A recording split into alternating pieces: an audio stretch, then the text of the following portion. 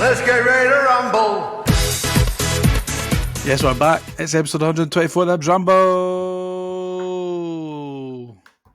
It's me, your host this evening, Liam, and I'm joined by the lovely, the wonderful, the gorgeous Mr. Marc Duncan. How are we, my friend? I'm good, mate. Good to be on. Feel like it's been a while. I don't even know if I've done one this year, to be honest, but good to be back. No, you probably have. I think you have. It's been a while anyway. Like, it's a half-decent episode to come back on, no? It's been too long, put it that way. Yeah, true. It's good to be back talking about Hibs again. Another 3 points. This is getting awfully boring every week, coming on and having to talk about good performances instead of shite ones. But Marc, I think you were the only member of the Ramble that was there on Saturday. Just how much did you enjoy that one? I did. I was saying to the group chat that it's my first time experiencing a win at Ibrox, which is mental considering how long I've been following Hibs. But the era where we actually done well at Ibrox, I didn't really follow Hibs as much. So like under sort of the Championship era and then under Lennon and stuff like that was when we actually got quite a lot of wins there. And that was around the time that I just wasn't following Hibs as much. So first win there since 2018, which is brilliant, but it was just amazing. Class day, away fans, honestly, like that wee pocket of 700 away fans or something, came with the loudest in the stadium by far. So it was a brilliant incredible day.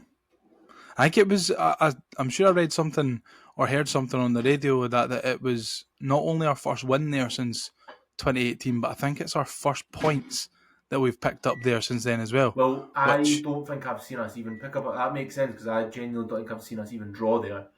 So that doesn't surprise me. I can't remember us picking up many points there, to be honest.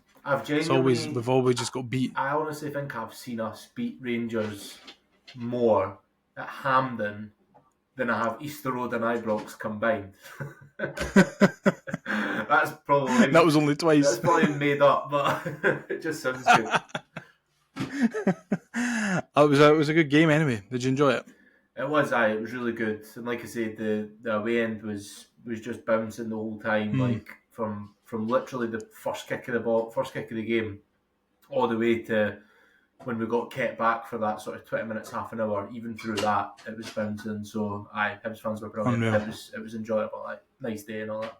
They're few and far between seeing wins at Ibrox, but when you do get them, they're pretty sweet. I think the last one that I saw was the Lewis Stevenson one. I think it was back in, was that maybe 2015 or 2016? One of those, and we won 2-0 as well. So that was a good night. It was a funny atmosphere because, like, and me included, right? I'm usually a bag of nerves. You know what I'm like when it's like we're defending a 1-0 lead or whatever in a big game. I'm always an absolute bag of jaggies. But honestly, like the away end just radiated confidence. See, for the minute that we went 1-0 up, it was just like there was no fear. We were all giving it big licks and that, and it was just like everyone believed we were going to go and win the game. Even at half time, right? You usually get the old, I'd still take a point, even though we're 1-0 up, I'd still take a point in that. And the people going, I think we'll still get beat. At least I didn't hear any of it. It might happen, but it was all, let's go and get another goal. We need another goal. Let's go and put a couple past them in the second half, which is mental, considering usually the usual story at Ibrox is we'll try and get a point and get out. I think it's just like you can see it's like the mentality shift within the club, the players, the coaching staff, the supporters as well, because it was my wee girl's birthday party on Saturday, so I didn't get to the game and I didn't watch the game. But when we went 1-0 up, my dad come over to us and he goes, "Oh, we've scored, it's 1-0 up," and I just wasn't surprised at all. I was like, "Oh, it's taken us 10 minutes. That's a bit embarrassing." You know what I mean? Like, I wasn't surprised at all, and I don't think there's ever been a time where I've like really been expectant like that. Yeah. Because I was expecting that we would go there and win, and obviously we did, and clearly we needed to because Aberdeen won as well. But honestly, I don't think many people, if anyone, in the country is surprised that we went there and got 3 points on Saturday. I think it's that combination as well. It's like Rangers obviously had lost our last four. Five games in a row is embarrassing. Now it's 5. I think at the time it was 4, like before the game, and like obviously we're the form team in the country now. If you look at I think the last 18 games or something like that, we're top of the form league, even including Celtic, which is crazy, absolutely crazy over that long stretch of games.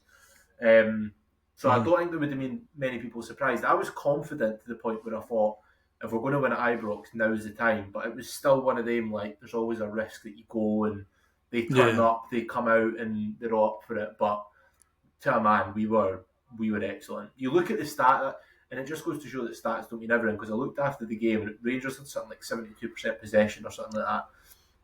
And if you were an outsider looking in, you'd think, bloody hell, Hibs, that's a smash and grab. But it wasn't like that at all.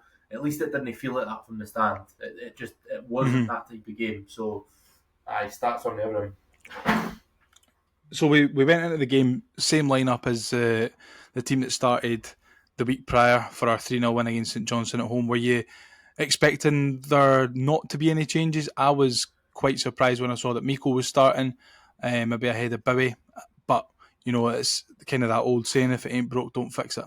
Aye, that would probably been the one that I would have thought, and there was potentially a chance of Cadden coming back in. I don't think many people expected him to start, but to be honest, the way Jordan Obita is playing at the moment, even if, like, don't get me wrong, his shirt to lose, really, isn't it? Aye, exactly. The way Obita is playing, you can't drop him. You know what I mean? Even though Nicky Cadden's immense, you can't drop Jordan Obita. But aye, that would have been the one that I was expecting. But I kind of get it. I think at Ibrox you're going to spend, you know, big periods of the game under the cosh a wee bit. And I think Miko just offers that out ball a wee bit, you know, somebody that can kind of knock it on or hold it up a wee bit.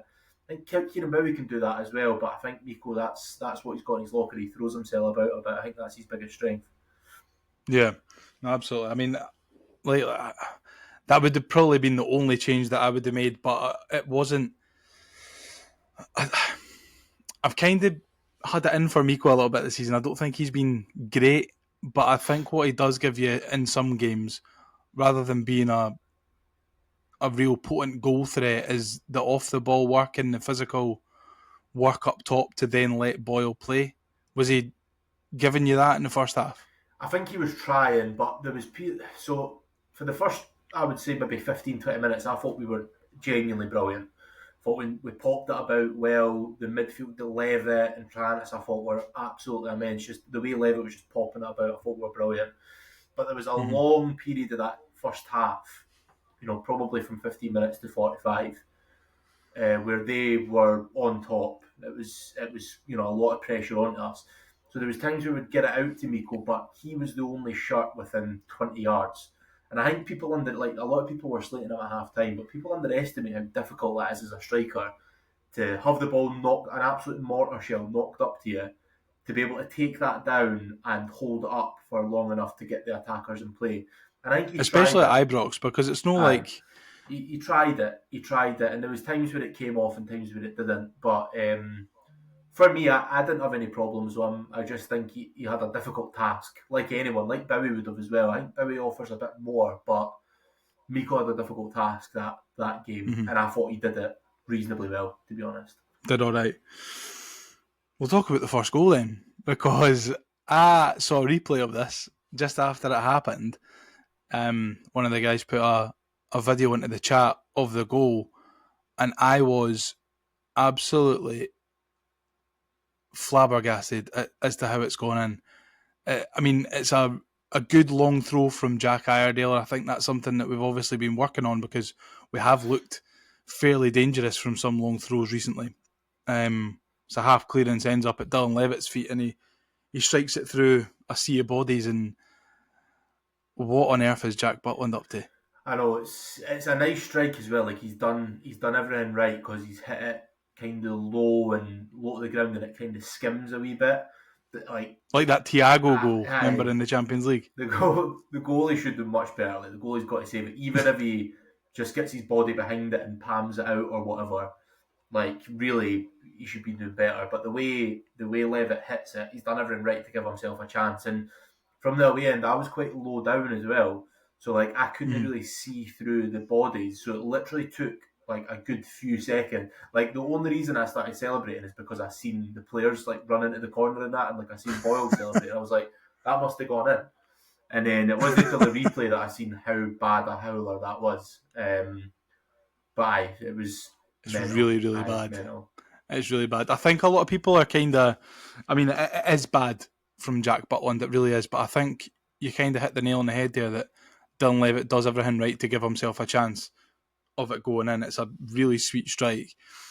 And Dylan Levitt, I think, is becoming a bit of an important player for us recently. He's maybe starting to turn into that player that we thought we were getting at the start of last season when we signed him in the summer of 23. For you, did he have a good game? Is he starting to come on to it a little bit? I thought he was brilliant, honestly, for probably the first quarter of the game, sort of the first half of the first half. I thought he was honestly one of the best players in the park. I think you could have given man of the match to a lot of players, but I just thought the way he received the ball and just popped it off really quickly, and he turns and he's drops to the shoulder and just getting us up the feet. I just thought he was really, really good. Yeah. He dropped off a little bit, I think, when I talked about how we were under the cosh a little bit. When you don't have the ball for long periods of time, when you do eventually get the ball, you end up not knowing what to do with it. And I think we suffered that. I think you seen Trantis and Levitt trying to get on it, but then maybe it was stuck under the feet or it took too long to get it under and all that kind of stuff, and ended up losing possession. But I thought in the second half, once we got a foothold back in the game, again, I thought they just popped it off really nicely and they just kept things ticking over. So I really liked it. I really liked that performance. Yeah, I mean, I was really excited when we signed Dylan Levitt in the first place, and I didn't feel like he got enough chances last season, and when he did get a chance, I don't think he was performing well enough to keep his place in the team. But recently, he's been kind of given that opportunity to come in and show what he's about, like Nathan Mariah Welsh did as well, and he's grabbed his opportunity with both hands, and it doesn't look like there's any turning back at the moment for Dylan Levitt. And I think what's important there about that, Mark, is that you can see, and we mentioned it earlier with Obita and Cadden, you can see that this squad, although it's maybe not, it's not the largest squad in the division, and maybe not the largest squad that we've had recently in recent times, but it's absolutely packed to the rafters with quality and players who fit in the system. Yeah, I just think with Levitt, I think the reason why he was criticised so much is because I just think he's one of the players where when the going gets tough, is he really one of the players that rolls his sleeves up and gets stuck in? And, you know, like a Mariah Welsh, right? Mariah Welsh, even when he wasn't getting a game, one thing you couldn't accuse him of was no running about, no being busy, no getting a foot in and all that. Whereas Dylan Levitt, I think my biggest, at the start of the season when we weren't doing so well, like my biggest critique of him was he was too soft, he was too passive. When we were under the cosh a wee bit, he would go missing. He was lightweight, everything like that. Would I brand him a luxury player? I maybe wouldn't go that far, but that's the only thing that worries me about him is like when the going gets tough and maybe you're in under that wee bit of pressure or things aren't going so well, will he roll the sleeves up and get right stuck in? And the answer so far is no, but we'll see. Hopefully, did he not? I take it he wasn't doing that then when the Rangers' response sort of hit after the goal. No, so much the fact like when you're under a caution a game. I'm talking more when you're going through a bad period, when you've lost a couple of games, confidence is maybe a bit lower. You know, like what we were in the start of the season. I think that's when he went missing far too much. But look, hopefully we didn't have to go through a period like that again, and we'll never find out. The other thing is he playing for a contract? You know, is he playing for a move elsewhere? I think there's rumours I'm going to Wrexham and all that. So I don't know. I'm probably being a bit too cynical, but aye. I think those rumours that were kicking about were when he wasn't really getting into the team at all in January. I mean, someone will remind us, but I don't actually know how long he's got on his deal, whether it was 3 or 4 years we signed him for. So he should have another year or two when the season comes to an end. So, if he can keep this up, then we'll definitely get a return on investment for him if he decides to leave at the end. Or before. However, but I think, maybe a tad of luxury player about him, but if he's putting in performances like he did on Saturday and like he's done recently, then he can be as luxury as he wants. Yeah, exactly. And I'm no bothered. What I was saying was quite cynical, and at the end of the day, he's been on good form. I think he's been good the last few weeks. So long may it continue. Who cares about what happened at the start Exactly. of the season? Let's Exactly. I think, and like as well, it's if he's not got that sort of tenacity and bite about him in the middle of the park, you've got Triantis and Hoylett, or Triantis and Newell, or Newell and Campbell, who will have that. Aye. And like being a centre half in a back three, the other two can kind of bail you out sometimes. So I really think that for the players that we've got, the system that we're using really benefits the players. Yeah. You know what I mean? Like it's And the it's form it's that really, we're really... in, honestly, the form that we're in and the shape that we play, like, especially that back line, like, you could literally rotate that entire back line and I'd still be really comfortable with it. Like, Mhm. you can have, obviously, Obita and Cadden, right? Those are the two. Like, honestly, the way Obita's been playing, the fact that he's not our, like, in the starting lineup and has been on the bench a lot is unbelievable, because It's mental. he's been absolutely brilliant when he's been called upon. Obviously, we've got Cadden, but then you look at players like Lewis Miller, who I think is an absolute gem right centre back. Like, see, the right side, the right side of a three, I think he is much better than playing as a wing back. He doesn't need to play football as much. He can be aggressive. He can be physical. He can go after it. He doesn't need to have the ball at his feet as much, which I think is when he gets found out a bit. You've got, Rocky, all these players, O'Hora, Iredale, who's been unbelievable. You've still got Ekpateta that's on the bench, who you don't know how he'll play when he comes into that shape. So it's unbelievable how we've gone from a team who really doesn't know how to set up a winning team to one where it doesn't matter what we do, we're confident in whoever we go up against. And the mental thing about that, Mark, is that we only made one addition in January and he's played twice off the bench.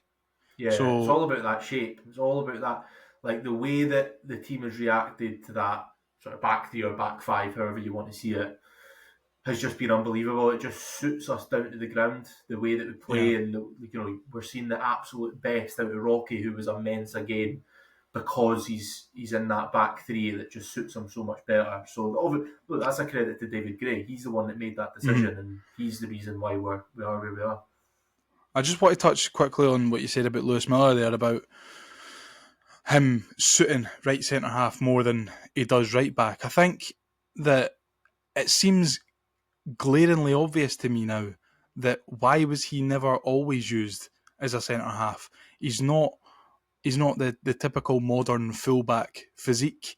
Yeah. He doesn't really possess an awful lot of the attributes that we've seen in successful fullbacks across the years, but he has everything that you would need to be a successful centre half. So I'm scratching my head as to why we've not seen this sooner. Yeah. But he has been absolutely brilliant. Yeah. In that three, isn't he? And I think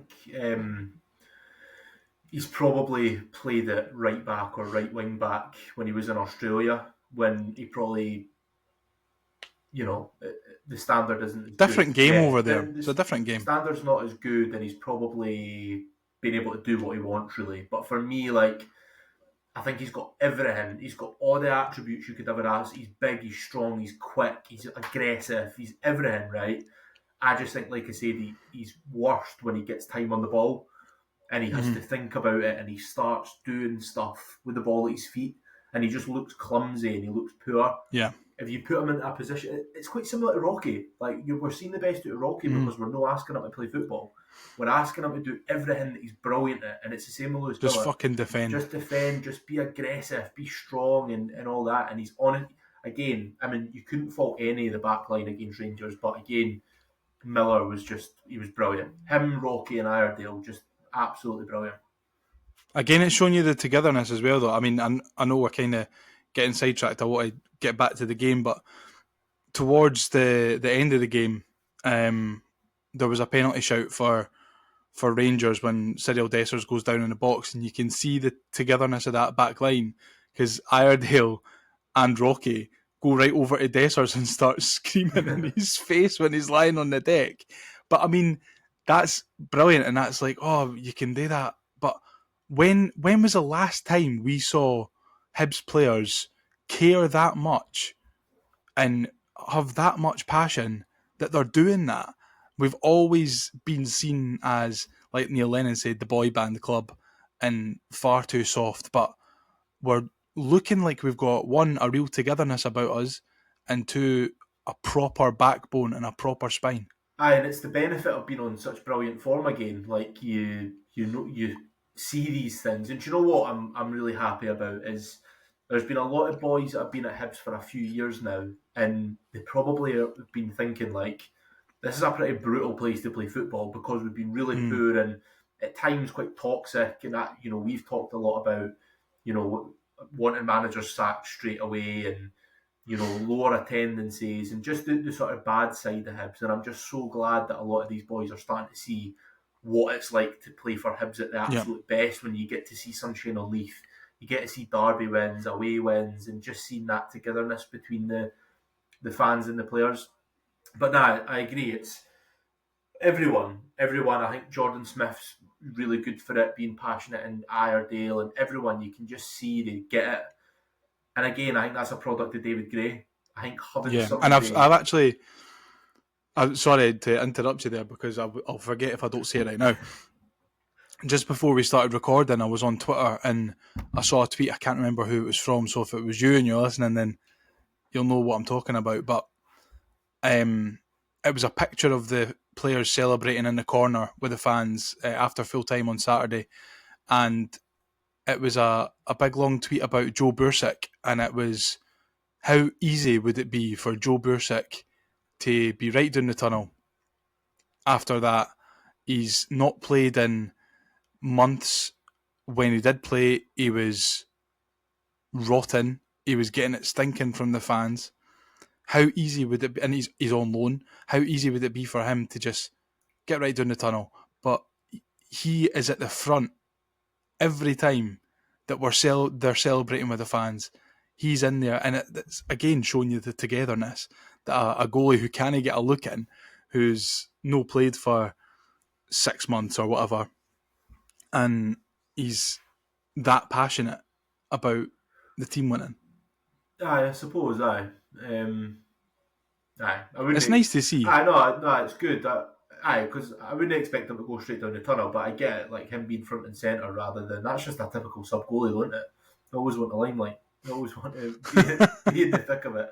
But nah, you're right. He could easily go to the back and shy away and not really be bothered and all that. So it's good to see everyone involved. But I think having David Gray, who by all accounts is like the master motivator. Like you wouldn't really think it, given he's quite you know, quiet, but you know what I mean. He's quite with the press though. With the press. So everything that you hear, but there's that infamous one in the League Cup final against Celtic when everyone talks about how people were close to tears and all that.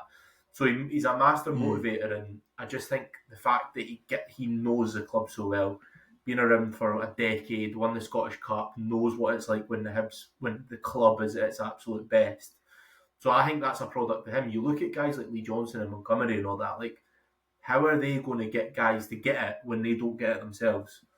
So do you think David Gray says code red and all that in his training sessions like Lee Johnson quarterback? Aye. Imagine, mate. Imagine. Aye, you can't give enough credit to David Gray, because at the end of the day, like it wasn't too long ago where a big chunk of the fan base wanted David Gray sacked, which I think is unforgivable from anyone that wanted him sacked, to be honest. But we've all had to eat humble pie, I think, because we all said, like at the first portion of the season, first quarter of the season, it's not good enough. Something needs to change. But me and Craig were talking about this last week, that see when you're in amongst that there, you can't see the wood for the trees, because in reality, we weren't playing really terribly. There was a couple of games, don't get me wrong, we were getting done with luck, with individual errors, with VAR, and I think that even if we'd have just turned a couple of those draws into wins and a couple of those losses into draws, we would have been like in a completely different headspace come the 4-1 defeat at Dens. Yeah. But I mean, I don't think anyone could have envisaged in what's the word? Envisaged.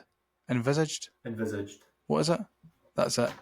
The run that we've went on and where we end up now, and we're a real good chance of securing third. Yeah, nobody could have predicted the run we would have gone on, but I do still think that like what problems would it have solved by sacking David Gray?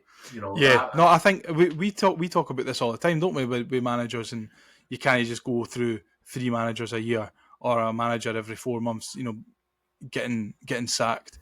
So if David Gray it doesn't solve anything. These players, so if we ended up sacking David Gray and we made that decision and said, you know what, he can't get a tune out of these players, he's done, then nobody could have. There's nobody that could have got a tune out of the players if David Gray couldn't have. So there would have been someone else come in if we'd have sacked him in the October or whatever it was, or the November.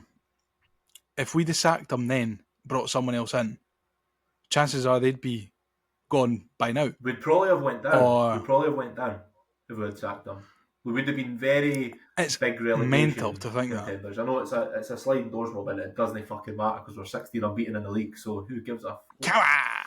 But it's sliding doors because obviously there was that moment when, you know, the rumours were circulating that he had been sacked and that Malky Mackay was going to take over, and the sponsors threatened to pull out and then had to reinstate him. Now, that could all be total bullshit, right? That could be all absolute nonsense. But there was a time where, you know, it was close until the board came out and backed him and all that kind of stuff. But there was a time where it was, you know, he was probably favourite to get sacked. Yeah. I mean, I think it wouldn't have surprised me at all if the board have pulled the trigger. I didn't want him to go. I'm sure I was on the BBC and I said that I didn't want him to go. But I think what I did say was, if you were on the board, I would understand why they would pull the trigger. But then I was like, but I really don't want him to go because I love him, and I think he'll turn it around. And you all laughed at me. You're not laughing now. Mind you said you would finish third, and everyone was like, "I no bother, mate. Never fucking exactly sitting third." Exactly. That was after the Boxing Day derby, and we were like 8th or 9th, and I went third as on. Because, came what, big brain, big IQ, McClendon can see it, can see these things happening. But right, let's get back to the game. Just before half time, because I want to hear from you what the boos were like at half time. Obviously, Rangers had an awful lot of the ball. Are we lucky that Cyril Dessers is an absolute donkey? Aye, but one thing that people are saying, I think there was one chance it was really bad, like he wasn't under much pressure, but you could tell he hated playing against Rocky.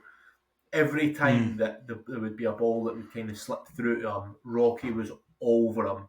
He was either stepping in front of him and letting the keeper come and collect it, or he was just giving him wee nudges, wee like taps with the shoulder so that Dessers would then sky it. And about 3, and I think that's why Jack Iredale and that went over and started screaming at him, because the whole game Dessers kept complaining about the elbow, and he was doing it for Jack Iredale and Rocky, kept going down, complaining to the referee about them both, and they were basically just like, fucking get on with it, just like get on with it.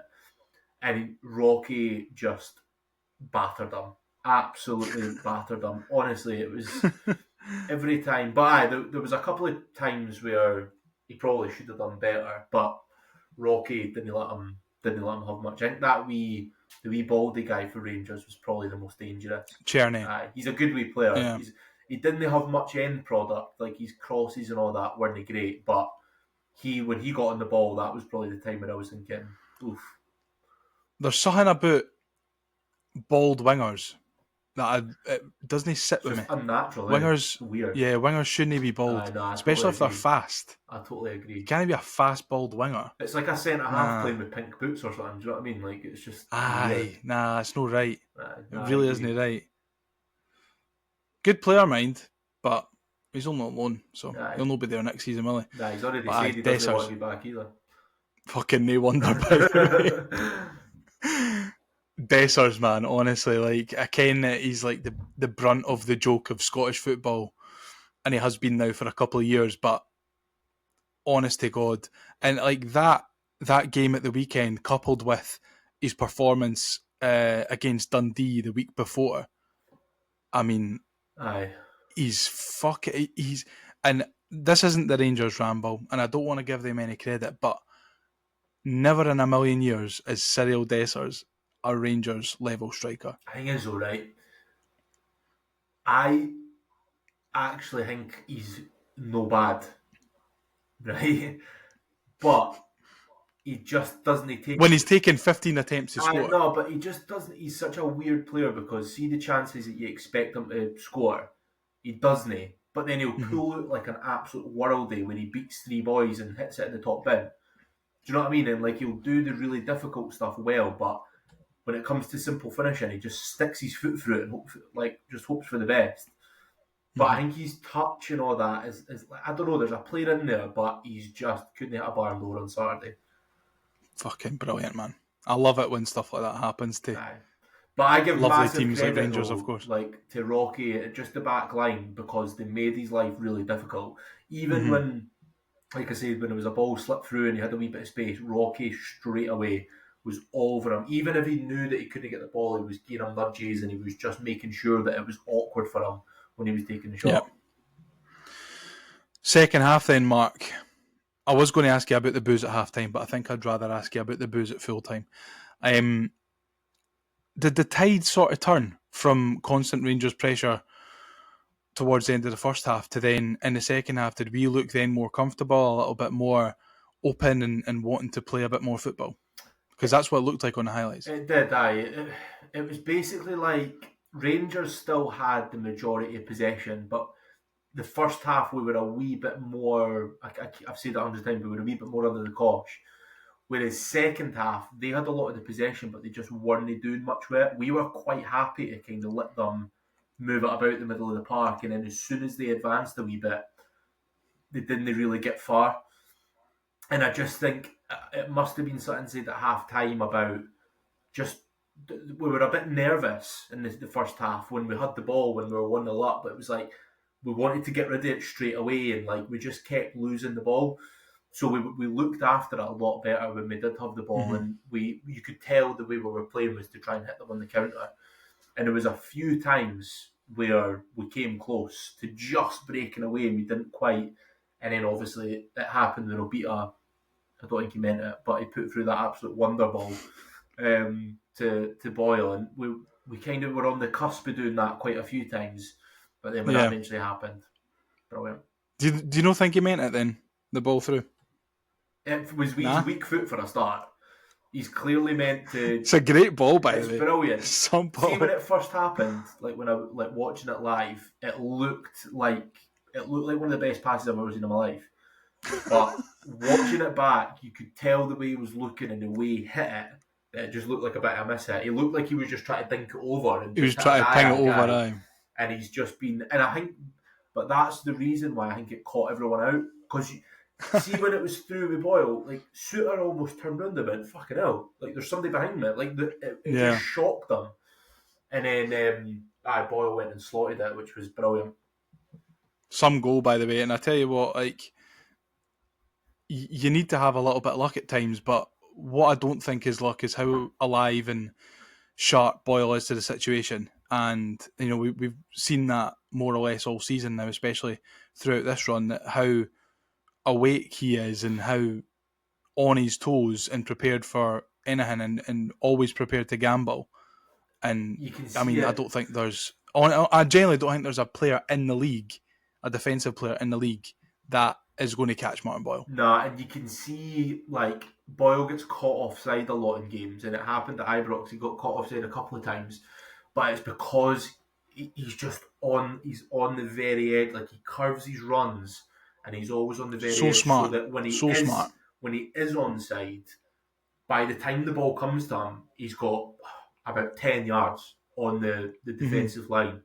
So, like, I'll kind of accept him being offside a couple of times if it means that he's going to get the opportunities where he's absolutely caught them all by surprise. I think that's the game, especially when you've got a partner like Miko or Bowie up there with you. Then it's clearly their job then to hold it up and Boyles to run in behind. Aye. And you can understand it. Obviously, the goal goes to VAR for an offside check. I couldn't believe my eyes when I seen that it actually went to VAR for a VAR check because Boyle's in his own fucking half. That linesman, right? I know everyone, talks about that, but see, just in general, that linesman was shot. He was desperate to put the flag up. There was loads of things, like even things like throw-ins going out that were clearly Hibs that was getting to Rangers. He wasn't flagging for fouls. He wasn't getting name offside. Just loads. He was terrible, really, really bad on the one that gave it offside. Because see, as soon as it happened, right, I went mental, and I'm usually quite coy when it comes to celebrations. When it's quite tight like that, but everyone could see that he was in his own half. Everyone could see that even if he wasn't, he was still on side. There was still somebody playing him on, even if that wasn't a rule about the own half thing.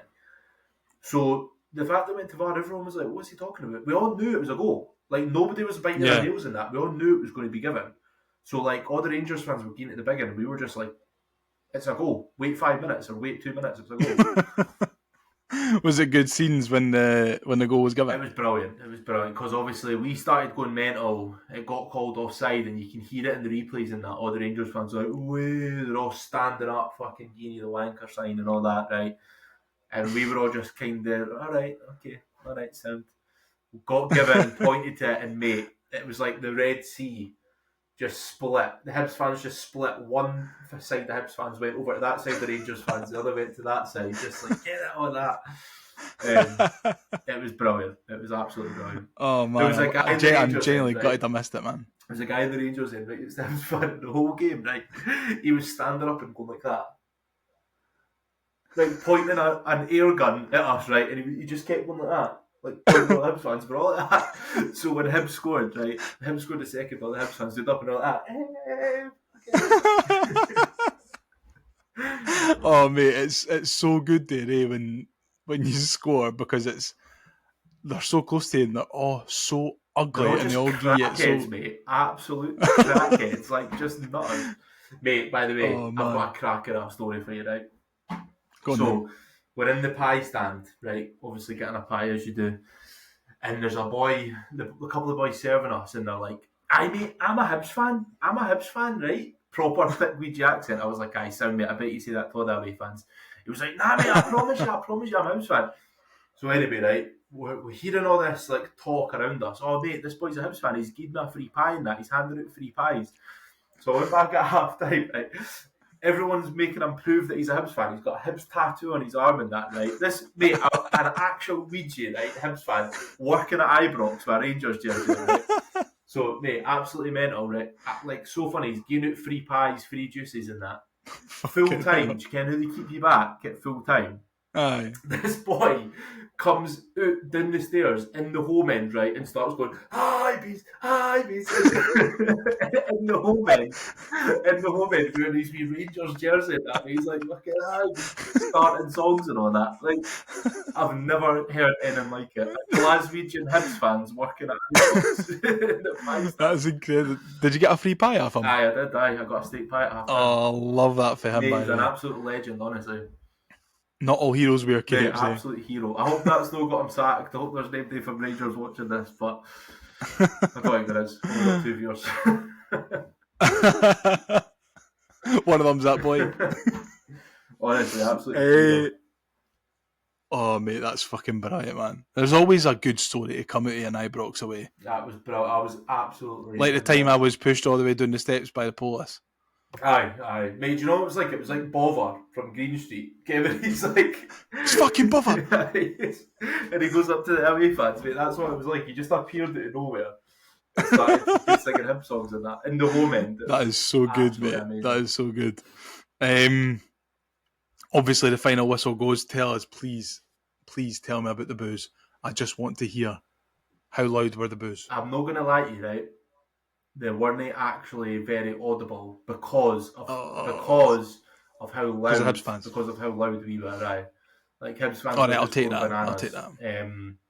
And I was obviously singing away in that, so I didn't actually hear them that well, to be honest. And I don't think I was really concentrating on them just because we were all dancing about and jumping about in that. And to be fair, I don't think there was very many Rangers fans left. Genuinely, as soon as you can see it, as soon as that second goal gets given, you can see it on the replays or just get up and leave.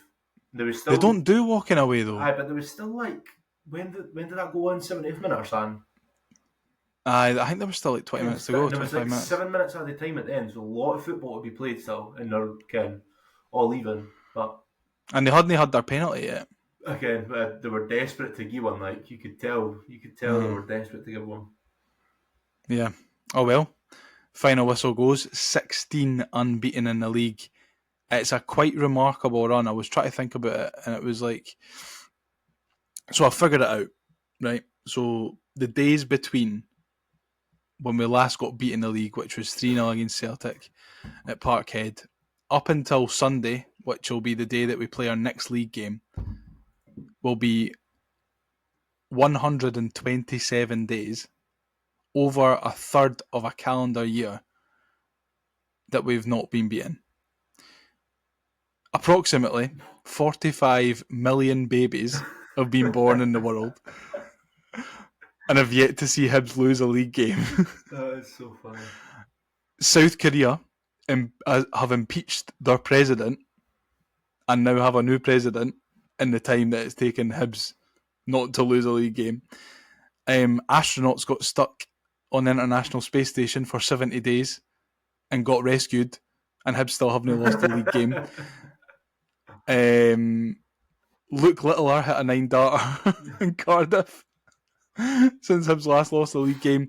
The Syrian President Bashar Assad's government collapsed after a series of offensives by rebel groups, leading to his departure from Damascus and the declaration of victory from opposition forces.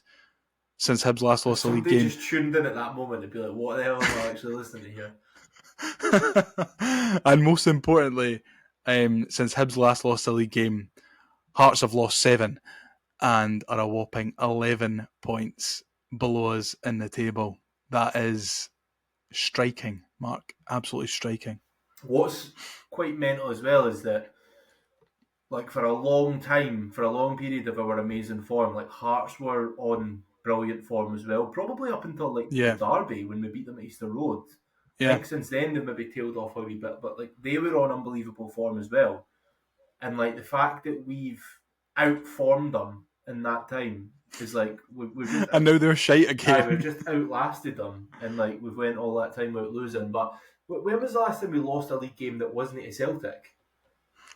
I think it would have been the Dundee game. Aye. That was ages ago, mate. That was ages ago. Yeah, so I think that was... So the Celtic game was the 7th of December.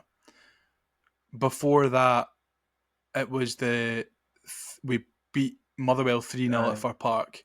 The game before that was the 3-3 draw against Aberdeen. And then the game before that was the 4-1 defeat against Dundee. That's mad. So that's the last time we lost a league game to somebody. Yeah, so I think that was the tail end of November. God, that feels like... Because I was there that night. I was there that night, and that feels like ages ago. Absolutely ages ago. It's a completely different team now, isn't it? Like it's... I mean, we say it's a completely different team. It's the same fucking players. Yeah. They're just playing... They're just standing on different bits of the park.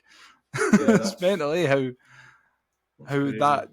tiny wee changes can completely upend your season and turn that frown upside down. It's been a funny old season. It has been a funny old season. It's been a funny old season. It's been a funny old run. But Mark, I've got a quick quiz to test you on before we talk about Dundee. So here we go. Attention all ramblers.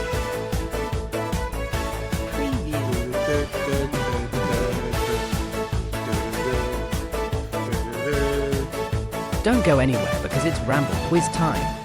Yes, it's Ramble quiz time again on episode 124. Mark, I've got 5 questions in front of me. They're all about Hibernian's spectacular unbeaten run the last 16 league games.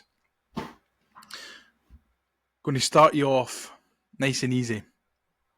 How many clean sheets have we kept in the league on this unbeaten run? So in the last 16 league games, how many games have we kept clean sheets in? There's not even a point in trying to calculate it, go through each game. Because we've just won so many games. I'm going to say 7. Oh, you're close. You're close. The answer's 5. Ooh. So St Johnstone, Rangers, the last 2 games. We had a 0-0 draw up at St Mirren, which is 3. We beat Kilmarnock 1-0 at the tail end of last year. That's 4. And there's another one that I can't remember. Can't quite remember, but there was 5. That's it. That's the one. 5 clean sheets. But I mean, I don't really care about clean sheets as long as we're winning games. Question number 2. Which 2 teams have we beaten twice since this run started? Hearts and Aberdeen. Absolutely correct. Had to rein you in with a bit of an easier one there, Mark. Question number 3. This is going back to a more difficult one. How many points have we accumulated in this run? And this might be completely wrong. This is just what I've calculated. Wait a minute.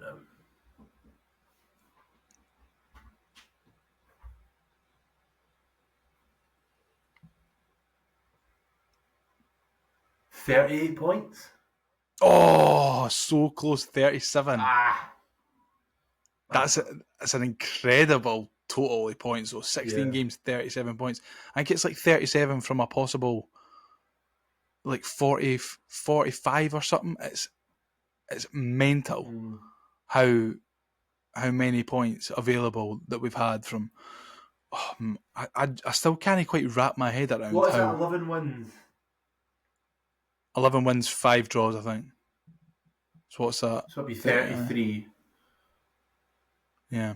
Oh, maybe it is 38 then. It is. 33 plus 5. All right. Well done. 38 points. Is it not? Congratulations, Well, Mark. the listeners will need to prove us wrong or right. Because I tried to calculate in my head though, because I was sure it was 11 wins, which would be 33, and then 5 draws. 5 draws. No, you're probably right. There's not an awful lot of football and IQ that goes into the production of this. I was doing this. I was kind of half doing this quiz while I was working a day, and I was like, "Oh fuck, I need to get something done." So I was counting on my phone. I was like 3, 6, 9, 12.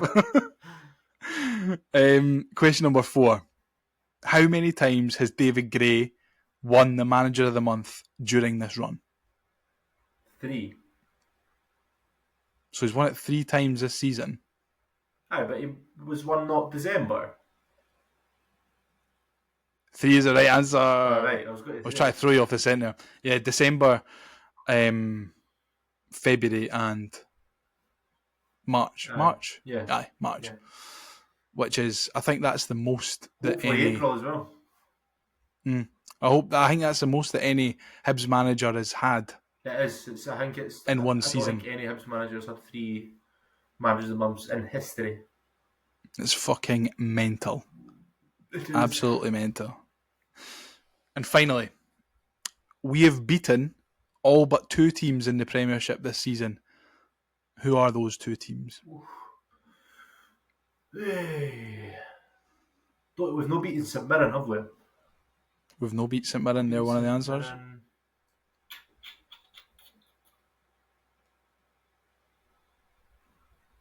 Try to go through the list of teams.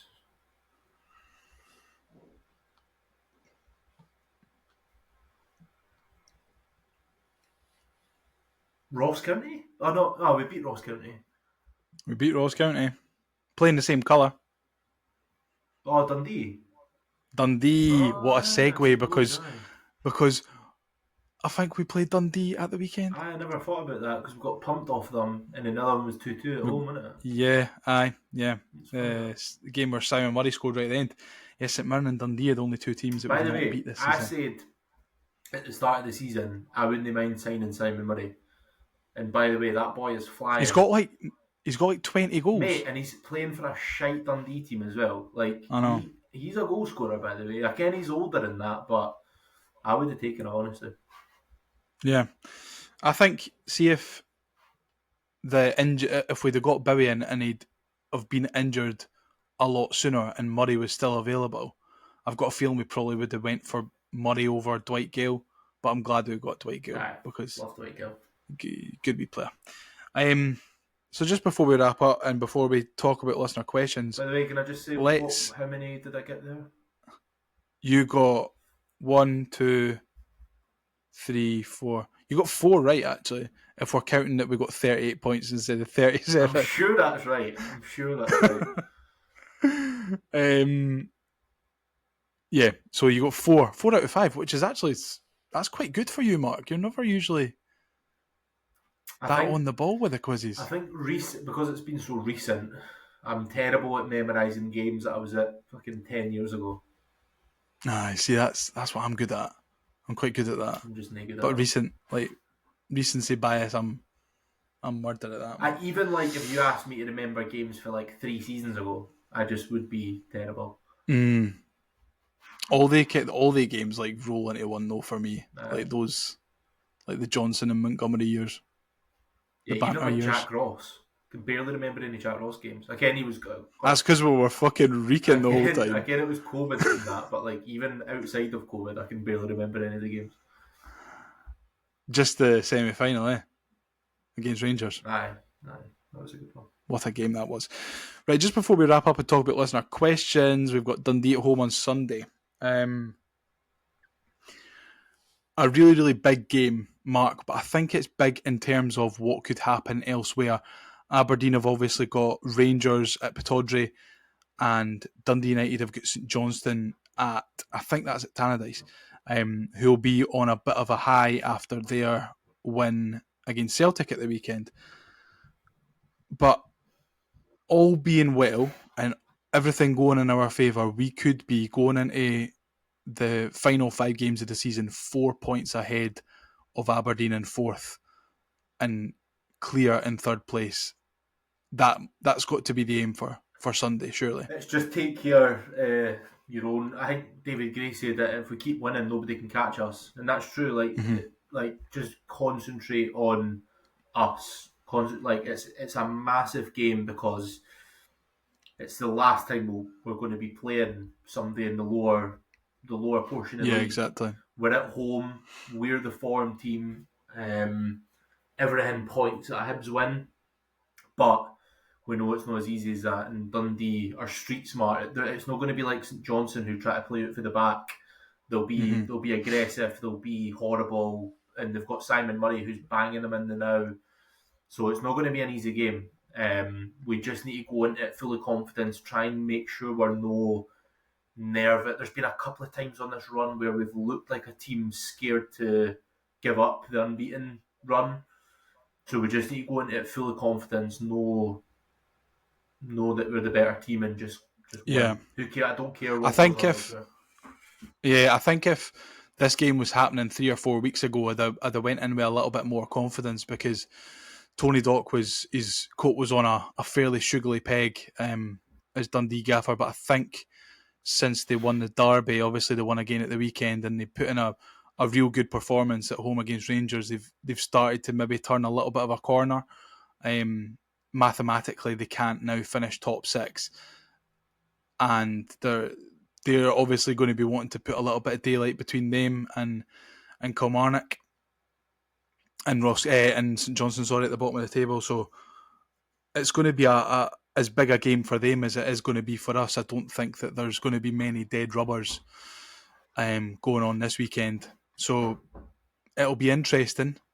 I think, like you say, we've got more than enough to be able to go out there and win the game, but I don't think for a second that anyone on this side's going to be complacent or think of this as all we need to do is turn up and we'll win. Nah, definitely not. And I just think it'll be one of those games where we just need to roll the sleeves up. I can see it being a game that lacks in quality a wee bit. The good thing is we're not playing at Dens Park, we're playing at Easter Road, which is a benefit because it's a good pitch and it's big, and we can play more Suits football. us more than it'll suit them. But I still think it'll be one of those games that's kind of won and lost in midfield and a bit scrappy and a bit ugly. But Hibs are okay. We can do that at the moment. Hibs are all right in those situations. We can roll the sleeves up. We can get down and dirty in that. I don't know. I just said that was a bit weird. But we can do that type of thing, and we can still get wins. Get down and dirty and sexy. I rub your hamstrings. Oh, sexy. I was just thinking about you there. Yeah, but mate, listen, so it would be great if St Johnstone get something at Tannadice, and obviously Rangers beat Aberdeen. That would be brilliant, because if we can go into the split 4 points clear, it's of far Aberdeen away and, from and potentially 6 clear of Dundee United. That would obviously be massive, but we just need to take care of our own business. Yeah, exactly. I mean, there's quite a lot of good games going on in the middle part of the league as well. Obviously Hearts have got a chance to secure top 6 football. Motherwell have got a chance. I think St Mirren have still got an outside chance. So it's going to be an interesting weekend, I think, for top and bottom of the table. It's because those 3 teams, obviously, Motherwell win, they're automatically top 6. But even if I think Hearts draw and St Mirren win, St Mirren would leapfrog both of them. I think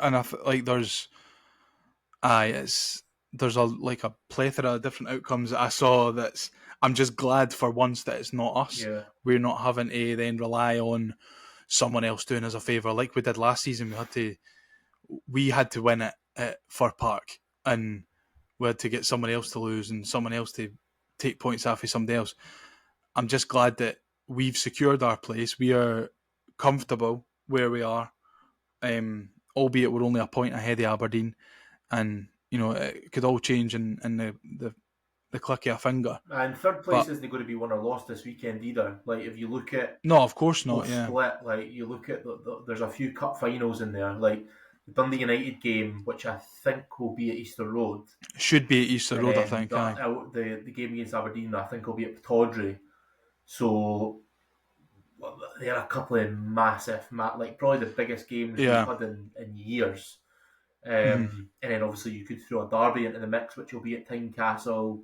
The Old Firm will take care of themselves, but you look at those 3 games, potentially a derby and Aberdeen, Dundee United. Those are 3 unbelievably big fixtures. Yeah, and I think as well, I was kind of thinking about this in terms of if we get top 6 and we'll need to take points off the Old Firm again, and what's the chances of that happening again? But you forget that Hearts, Aberdeen and Dundee United, if Hearts manage top 6, or if it's Motherwell, St Mirren, they've all got to play Dundee United. They've all got to play Aberdeen, Celtic and Rangers as well. So it's not like it's a run in which we are needing to play both the Old Firm and Aberdeen, and they're not. So I think the best position that we can be in at the moment is the position that we are in.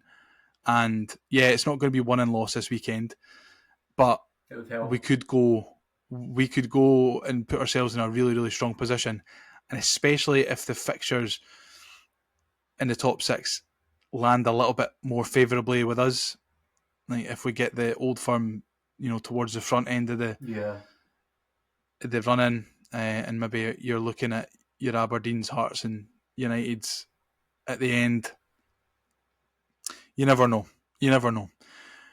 But yeah, any changes you'd make to the starting lineup? Bring Bowie in, bring Nicky Cadden in, maybe? I probably, honestly, although as much as I love Nicky Cadden, how can you drop Jordan Obita? He's been one of our best players the last few weeks, so I just wouldn't change it. But yeah, I would say the one, because you can really tell when Bowie comes on, he makes a massive difference. So I would imagine he's missed out. He must have some kind of niggle or whatever, but hopefully he can start.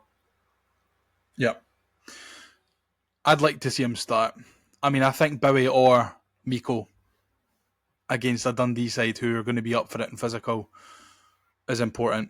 And and obviously it's going to be one of them, innit? So I'm not really fussed who starts, because at the end of the day, if Bowie starts, Miko will come on. If Miko starts, Bowie will come on. Yeah. We'll see them both. But just before we wrap up, will we answer some listener questions? Now it's time to answer the Hibs Ramble listener questions. Okay, first up, John McIntosh. Dinner. I had a nice dinner, actually. I had some salmon with sticky rice and hoisin sauce with some broccoli as well, some grilled broccoli. Oh, that sounds good. Yeah, it's nice. That sounds well good. Really good. I had salmon. Me and a couple of the folk for work went to Albarone, All Bar One, on George Street, and I had a salmon fish cake. Nice. And I felt very demure, very elegant It was good when I was eating it, but it was like that big. Nah, classic. And probably I had to go back up the stair and eat a family size pack of Revels. Fill me up a bit. Dinner, John, you're going to be disappointed because again I don't know what I'm having. It's at time of recording. Yeah, well, I mean, the bairns have their dinner, and then we put the bairns down to bed, and then usually we have our dinner afterwards. And when it's a pod night, we make separate dinners. So Megan tonight, I'll give you Megan's dinner because we were talking about it before. John, she's having plain pasta with cheese. Now, she told me that, and I thought, that is ridiculous. And then she was pleading with Marc to try and get him to tell her that. She was pleading with Marc to tell her that it was a normal dinner. But I'm still not convinced. I bet you it was nice. The thing is, right, I bet it was nice. You could just make a roux. You know, if you've got milk and flour, just, you know, put it in a pan. We do have milk and flour. All you have to do, a little bit of butter, melt the butter, a wee bit of flour. Oh, I think she put butter in it, to be fair. Mix that in, and then a wee bit of milk, and then until that's hot, bring it up with more milk, put some cheese in there, put the pasta in, you've got mac and cheese. I tell you what, I'll be coming to yours for dinner. I do make a good mac and cheese, admittedly. Yeah, I love mac and cheese, mate. I really do. But it's a favourite of mine. If it was cooking and she put cheese in there and like mixed it all together so that the cheese all melted, like that's not bad. Or did she just have the pasta on a plate and put grated cheese on top of it? I don't know. See, to be honest, the view from the chair that I'm sitting at, I'm looking into the kitchen.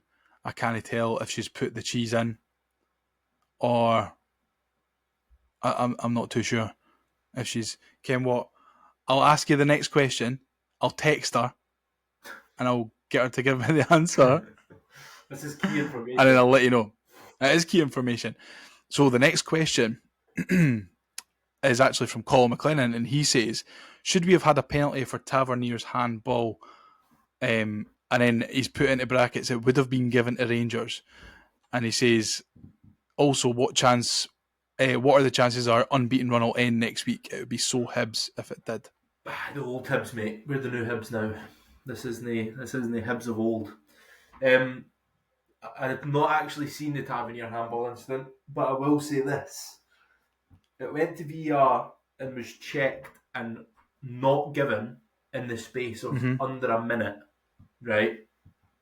If that had been the other side of the pitch, in the other box, and it had struck the outstretched hand of a Hibs player, do you really think it would have taken under a minute to check that? No. Absolutely well, not. Probably, and they probably would have taken under a minute and went, penalty and Rangers. I will die on the hill that there is no chance that they would have taken under a minute for what looked like a big decision. It clearly struck his hand and it was out there. If that had been the other box and that score line, desperate to get Rangers back into it, I guarantee you, not only would it have not taken a minute, it would have taken 5 minutes, and then they would have got the referee to check it, and it would have been eventually given. Yeah, the incident, I think, the actual handball incident reminded me a lot of the one that was given up at Ross County with Nicky Cadden, when the ball comes in and his hand is close to his body, it does strike his hand. But I don't think that is a handball, and I don't think the Tavernier one was a handball either. And I think if you're... it's just, again, we've spoke about it so many times this season, about the consistency with VAR and how you're getting decisions in one game, and in the following week, a carbon copy of a decision is given the opposite way. It's just...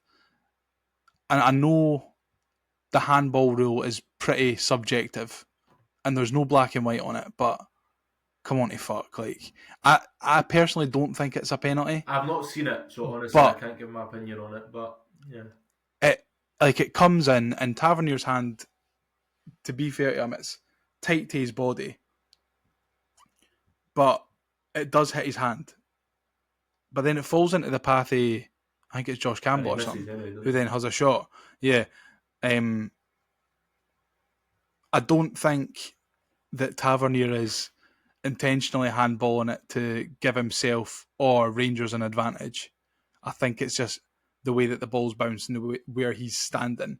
It's bounced off him, because if he was trying to give himself an advantage, he wouldn't palm it into the path of a Hibs attacker. And I don't think the one up at Dingwall was Cadden trying to give an advantage for Hibs either. I don't think either should be a penalty, but the fact that one of them was given is a disgrace. IMO. Fair enough.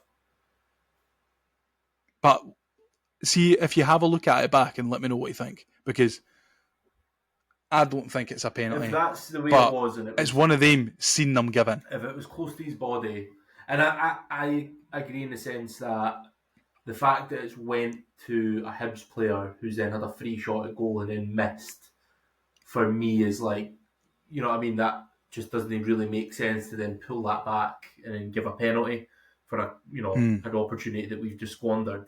But if it's tight to his body, then I would always say that that's not a handball. But I still stand by the fact that they would have taken a hell of a lot longer to check it. It would be nice. Oh, aye, no, absolutely. And like it is tight to his body, but it clearly hits like below the t-shirt line. Like it's if his arm was a little bit further up, then it's a penalty every day of the week. But where is like I don't think there's anything that he can do about it, to be honest. And it's not really the route that I want to see the game going down, seeing penalties being given for that, because you'll have a penalty every game, a penalty every week, and it's just no. It's not what VAR's there for. So I think VAR made the right decision. Next up, Peter Strom says, "Is it just me who can't stop smiling?" I did wake up in an incredibly good mood on Sunday, I have to admit. No wonder, mate. Did you get a wee bit on? Did you get on the bevy? No, I didn't actually. I did. Do you know what? I took the car through Ibrox and I dropped my brother off on the way back, and then I went get some petrol at Tesco, and I went, do you know what? I'm going to pop in, going to get myself a crate of Corona and a bottle of red wine. Quite and I right, had sir. 2 bottles of Corona and fell asleep. I was absolutely exhausted. So that's my wild All that jumping about. But Sunday, I had a huge smile on my face and I had a great Sunday because of how happy I was. Incredible, man. Incredible. Next up, Harvey Scott says, "Simply the best is some tune, to be fair." Mate, I had to stop my toes from tapping, I swear to God. Oh, no, this again, man. No, this again. when it came out, man, I had to stop myself. I had to stop my wee legs from moving. I tell you what, there was one time I was at Ibrox, right? And this was years and years ago. And the teams were coming out, and obviously they were playing Simply the Best. And someone behind me goes, "Whitney Houston's fucking dead." And I'm like, but it was Tina Turner that sung this. Somebody shouted. Do you know what, mate? Sorry, here's another beauty. I overheard somebody behind me going, mate, have you heard? Rocky Bushiri's been voted the 5th best centre-back in the world. I was like, that's so niche. It's not even the fact he said he's the best, though. He's the 5th best centre-back in the world. Oh, mate. Sorry, Just not quite up there with Van Dijk. That randomly popped into my head. That I was pissing myself. I love stuff like that, man. Seriously.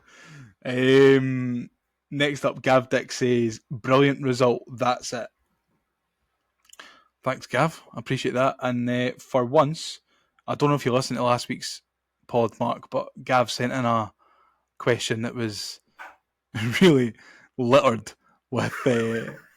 It was so bad. I actually had to go on my personal Twitter to tag Craig in the tweet to be like, you need to see this before we start recording. Just prepare yourself. Craig was fuming, man. It was hilarious. But he's spelled everything right and he's used all his punctuation correctly. He's discovered AI. He's put in ChatGPT. ChatGPT, please help me write a reply to this tweet. So well done, Gav. And it was a brilliant result. And finally, just before we wrap up, James Kinneborough says, nice of Rangers to play simply the best for David Gray's high-flying cabbage before the game. Agreed. Fucking spot on, James. Spot on. I have to admit as well, That brings right, us- see with Simply the Best, do you ken how when they come out to the song, like to the tunnel, and it's so loud, like all three stands go Simply the Best, and it's They must loud. manufacture the No, but noise. like it's so loud from the stands. See on Saturday, it wasn't that loud. Simply the Best, like not the actual no wonder song, they'd lost. but like the crowd singing it wasn't that loud. Wasn't that loud at all. Do you think we got in their heads for the get-go? Jake, they're a nervous bunch these days. They maybe had a look at us in the warm-up and went, oh, if we didn't fancy this today. Simply the worst. Simply the chest. That seems like a fairly well-rounded point to end on tonight. If you've got this far, thank you very much for listening. We really appreciate it.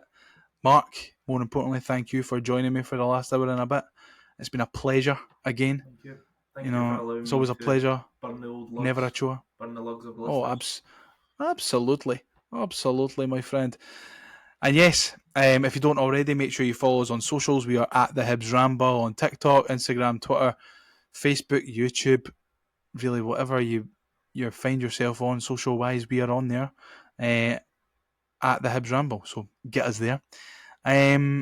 Most importantly, again, thanks for listening, and we'll catch you after the Dundee game. See you later. Let's get ready to rumble.